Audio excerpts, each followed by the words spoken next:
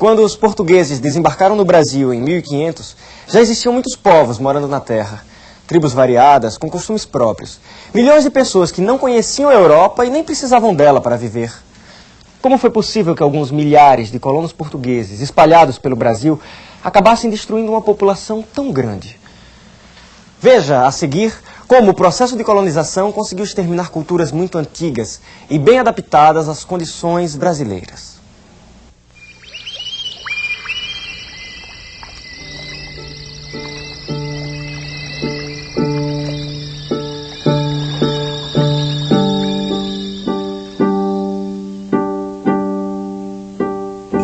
Imagine a TV viajando no tempo para mostrar o passado. Imagine a vida, as pessoas, os sonhos de outras épocas. Imagine tudo isso como era há alguns séculos. 500 anos, o Brasil Colônia na TV. Episódio 5, A Conquista da Terra e da Gente. Depois de muitos séculos dominando a política europeia, a Igreja Católica perdeu terreno diante da reforma protestante. As novas ideias desta reforma estavam levando vários países a dar as costas à autoridade do Papa.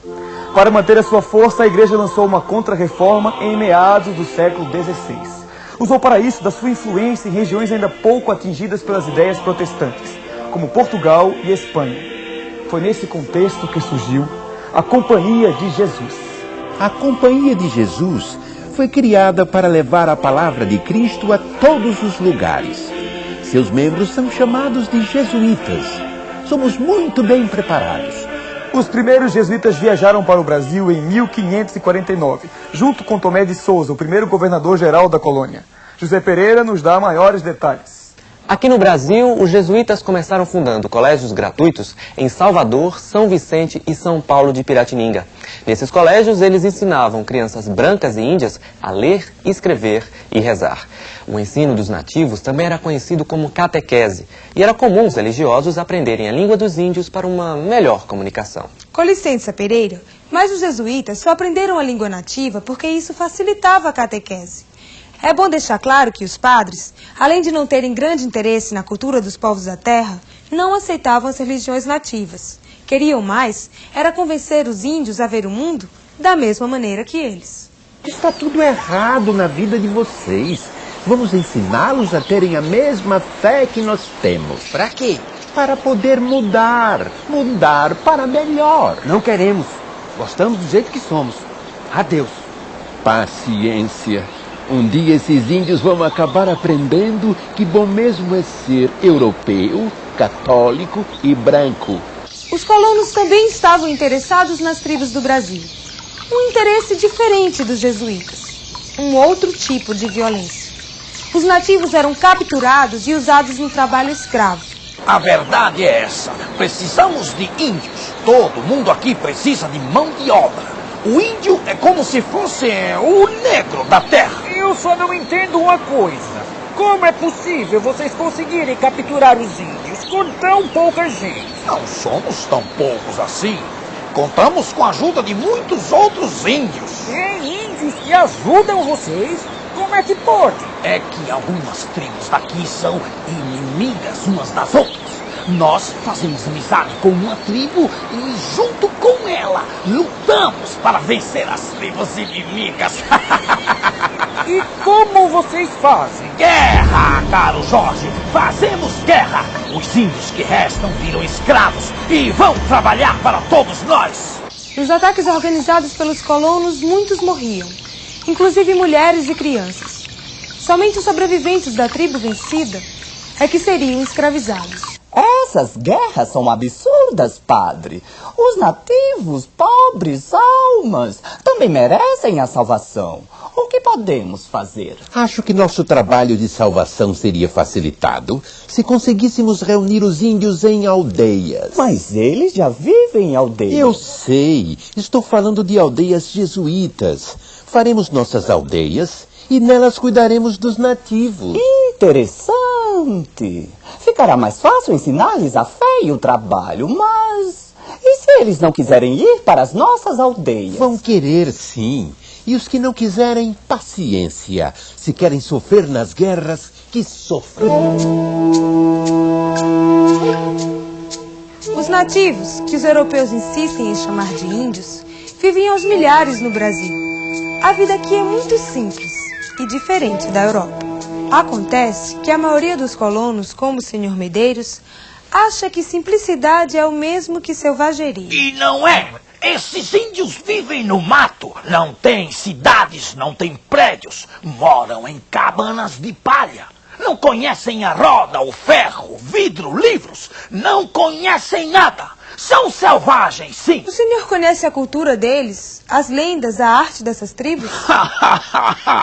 Isso deve ser uma piada.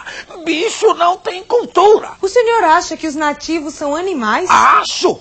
Em lugar de bicho, é no curral, feito boi e cavalo, comendo o que a gente dá e fazendo o que o dono manda. É por isso que o senhor acha que é justo escravizar e obrigar os nativos a trabalhar de graça? Lógico! Se tivermos que pagar um salário para esses bugres, não vai sobrar nada para nós. A colônia tem que dar lucro e prio. Senhor Medeiros, escravizar índios é contra a lei. Senhor Medeiros? Obrigada, senhor Medeiros. Vamos ouvir o que o guerreiro Muirá tem a dizer. Dizer o quê? Todos ouviram o que eles pensam. Temos que fazer alguma coisa. Não vamos deixar que eles continuem destruindo nossas aldeias e matando nossos filhos. Obrigada, Muirá. Em meados do século XVI, uma revolta reuniu quase todas as tribos do litoral do Rio de Janeiro e de São Paulo. Ela ficou conhecida como Confederação dos Tamoios. Diante da força dos nativos reunidos, os portugueses quase foram expulsos do Brasil. Um tratado de paz chegou a ser assinado, mas essa paz durou pouco, e a escravização dos nativos recomeçou. Sentindo-se prejudicados, os jesuítas tentaram interferir. Essas lutas e a escravização estão prejudicando a catequese. Estamos pouco ligando para seus problemas, já bastam os nossos. Pois o Papa mandou dizer que a partir de agora, quem escravizar qualquer índio que queira ser católico vai ser excomungado. O quê? Tem o dedo de vocês nessa história, não tem? Tem, e daí? Libertem nossos índios, senão vocês todos vão direitinho pro inferno. Vocês é que vão sair daqui e é pra já. Fora daqui, jesuítas! Fora!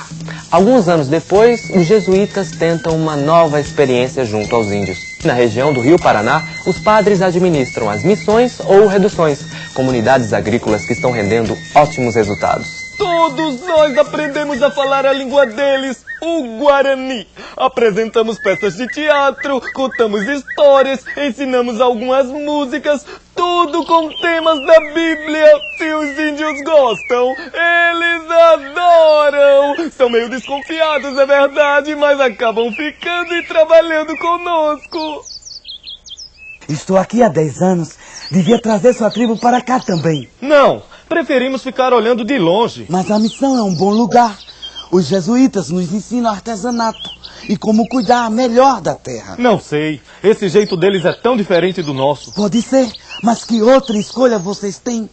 Viver fugindo pelos matos, lutar com os bandeirantes ou acabar como escravos? Eu escolhi a missão, achei melhor ficar aqui. Os bandeirantes eram grupos de homens que viajavam pelo interior do Brasil. Buscavam ouro, pedras preciosas e, principalmente, índios, que seriam usados no trabalho escravo. Por este motivo, o sucesso das missões jesuítas acabou despertando o interesse daqueles homens. Os bugres estão produzindo muito nas missões. Eu soube dessa história. Os danados já sabem fazer móveis e até construir casas de tijolos. Se eles fossem nossos escravos, já imaginou que beleza? Quanta coisa esses índios não fariam por nós. Os jesuítas não vão deixar que escravizemos os bugres, amigo. Deixar? Quem falou em pedir? Vamos tomar esses índios para nós, sim. Sabia que as missões jesuítas estão proibidas de ter armas? Sabia, mas eles são muitos. E daí? Nós temos armas? Eles não. Mas... Nada demais, meu amigo. Está na hora de atacar essas missões. Vamos capturar muitos índios para cuidar do que é nosso. As missões da região do Rio Paraná começaram a ser atacadas com muita violência. Os guaranis, apavorados, fugiram para o mato. milhares de índios foram aprisionados. Tudo isso prejudicou o trabalho dos jesuítas, obrigando as missões a se deslocarem cada vez mais para o sul. Somos padres, mas temos prática militar. Ensinamos o que podemos aos índios que ficaram. O problema é que os inimigos têm armas de fogo e nós só podemos usar arcos, flechas e lanças. Finalmente, em 1640, o rei da Espanha autorizou os missioneiros a usarem armas, permitindo que a luta ficasse equilibrada. Um momento, temos notícias de nossa correspondente ameríndia. Tainá, é com você. Estamos no ano de 1641. Os guaranis acabam de vencer a batalha de Imbororé, expulsando os bandeirantes de suas terras e garantindo espaço para que se retomem os trabalhos das missões. Agora temos um exército armado para nos defender dos ataques. Defenderemos nossas terras. Faremos o nosso trabalho melhor do que antes. As missões cresciam e se transformavam em pequenas cidades, com escolas, hospitais, oficinas, áreas de plantio coletivo e individual. Algumas missões tinham até professores de música, pintura e escultura. Sou cristão e sou livre. Aqui na missão eu posso cuidar do que é meu e do que é de todos. Temos de tudo. Trigo, milho, feijão, erva mate, frutas, legumes. O rei de Espanha está muito feliz com os impostos que pagamos. O Papa também, graças aos nativos que convertemos. Podemos dizer que as missões se transformaram num sucesso religioso, social e econômico.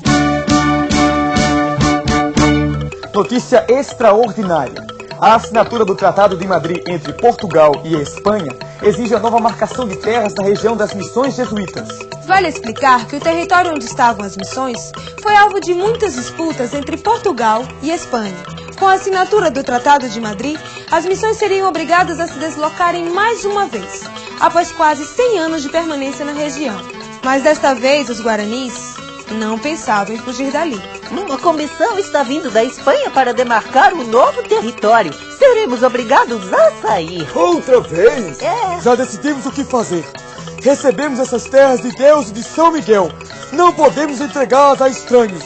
Vamos lutar. Eu também não sairei daqui. Vou ficar e lutar ao seu lado, Cepé.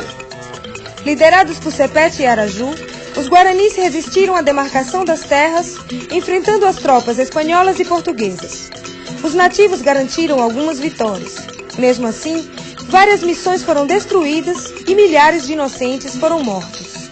Tudo aconteceu de um modo tão confuso que muitos guaranis de outras regiões deixaram de ajudar simplesmente por não saberem o que estava se passando. Porém, encurraladas pela artilharia espanhola e atingidas por doenças, as tropas de Sepete e Araju acabaram perdendo a guerra. Os reis assinaram um novo tratado. Podemos voltar às missões. Não, é tarde. Os jesuítas foram expulsos da Espanha e de Portugal. Estamos à mercê dos homens brancos. Não fale assim. Esta terra nos pertence. Somos homens livres. Eu sei, mas o homem branco não sabe e nem quer saber.